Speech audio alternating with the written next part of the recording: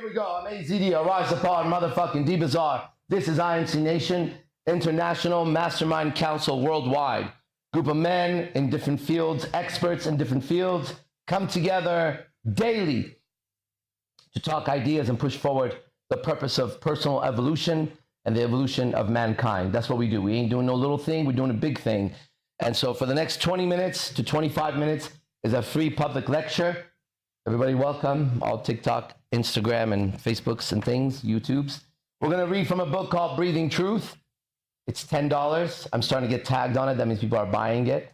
So if you buy it, tag me on it, okay? It's $10 and it's the IMC philosophy. You wanna know what IMC is? I'm about to tell you what it is. All right, let's go to number 240. There's a little quotes, okay? Each quote worth $1 billion. Let's go. You must learn to stand tall by yourself and not by the effort of others. You must be strong by yourself and not because of the efforts of others. You must be wise and get rid of your ignorance by yourself and not by the efforts of others. You must find your own salvation, which is to save your soul. Okay? Your soul's fucked, you know? You must find your own salvation and happiness for yourself and not by the efforts of others. All that you will do, you must do because of your own efforts and not by the efforts of others.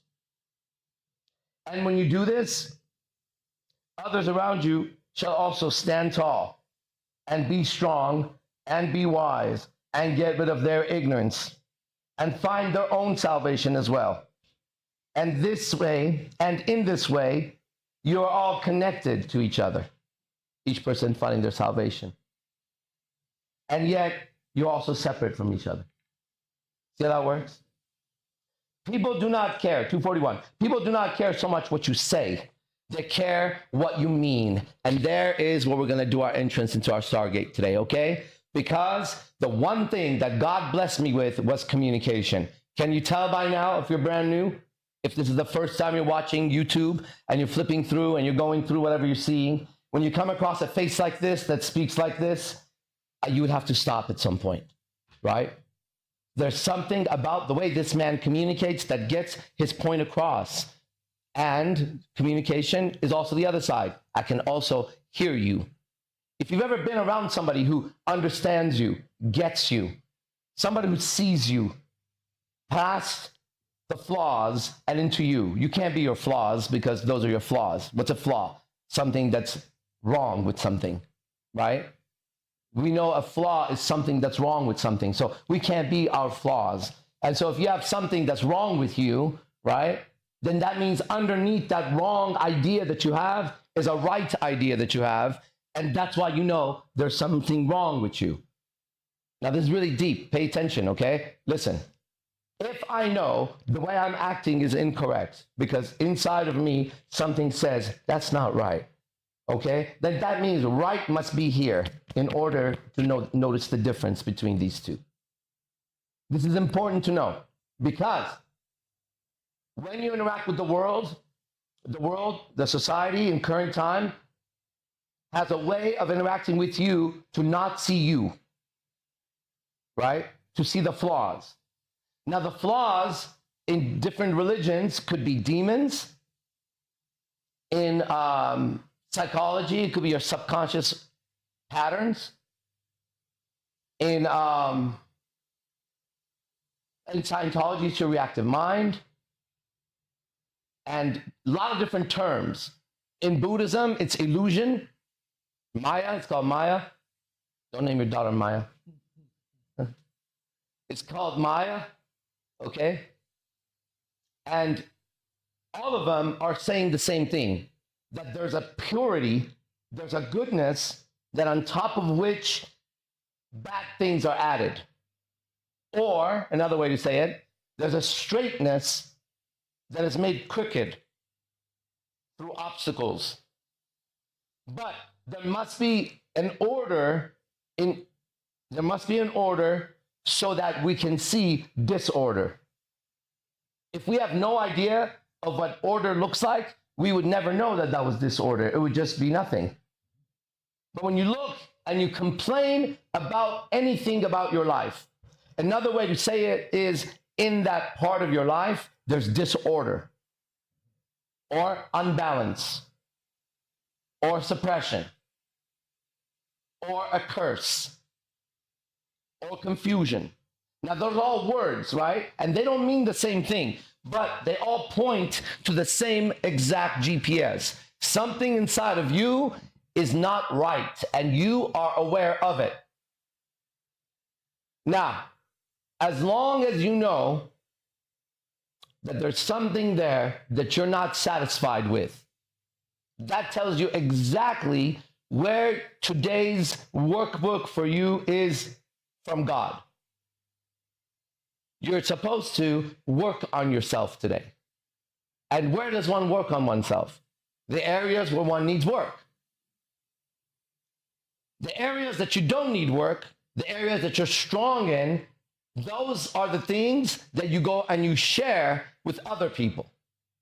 So if I have a potato farm and I make tons of potatoes, but I make one tomato, red one, I can't go share the tomato because I only have one, and then who knows how good it is anyways.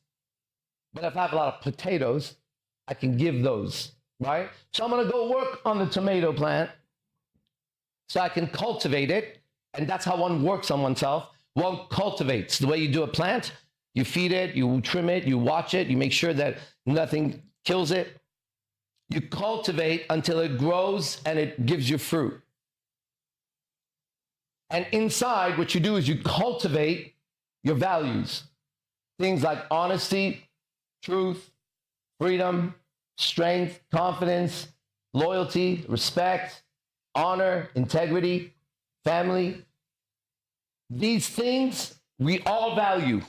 That's how we know they're valuable. Like, let's say I'm born in Iran, I'm Persian, right? I take a plane, I go from Iran to England, which is what happened to me as a kid, right? Whether you're in Iran or you're in England, the people you deal with want to deal with honest people, people with integrity, loyalty. They both want that. Now, they're not giving that, but they both want that. And if we go from England to Turkey, let's say, which is where I went, or one was first, the other was second. In Turkey, they don't speak English and they don't speak Farsi. They speak Turkish. They also value the same things. And then we go from there to Syria, they value the same thing. And then we came United States, Nebraska, Nebraska to California, California to Nevada. And guess what? Everywhere I went, it seemed like people who were honest, had integrity, had confidence, people valued them. Confidence, not arrogance, right? Loyalty, not dependency. They're not the same thing. If I'm depending on you, I'm not loyal to you. If there's nothing that you have that affects me in any way, and I'm loyal to you, I'm really loyal to you. Because I'm not doing it in case I don't do it, something happens to me. I don't consider that real loyalty, right? So everywhere you go, there's these qualities that you have to cultivate, right? And then as you cultivate those qualities, there's weeds that grow in the plants, and there's other insects that come and eat the plant, and you have to what? You have to get rid of those things, and you have to battle those things. You got to make sure you keep it safe. Now, inside, as you cultivate respect and honor and truth and loyalty and strength, bravery, those qualities, right, that everybody wants. As you cultivate this, things come up that try to kill it. And just like the plant, it's always going to be something on the outside that kills that plant. It's going to be an insect. It's going to be a weed. It's going to be something that attacks it, right? So as I'm cultivating my goodness, something will attack. And it looks like it's inside, but it's really from the outside. It's an idea that comes in. An idea enters your atmosphere, your planet, right? Instead of the meteor going past it or burning in the atmosphere, it hits, boom. And when it hits, it's going to damage. That's a bad idea that you just took on and you didn't let it fly past the atmosphere. You could look at it and admire it. Boom, there it goes. Or it could hit. And if it hits, it's going to have an impact. Now, once it hits, you're going to have to deal with it there. So once an idea enters, you have to deal with it there. This is where you're going to have to know yourself really well. You have to know your land. You have to know what it was like before the meteor hit. You have to know the soil. The more you know, the quicker you can deal with that thing. Eventually, you can make a monument out of it. Everybody comes and visits that area of your life with you that one day a meteor crashed and killed all the dinosaurs. So I like to take people through my life and take them through areas and say, during this time, a goddamn meteor hit, and it was just like me and my family on a little ship like Noah, and we sailed. And we started again. And I say, here now, let's go visit.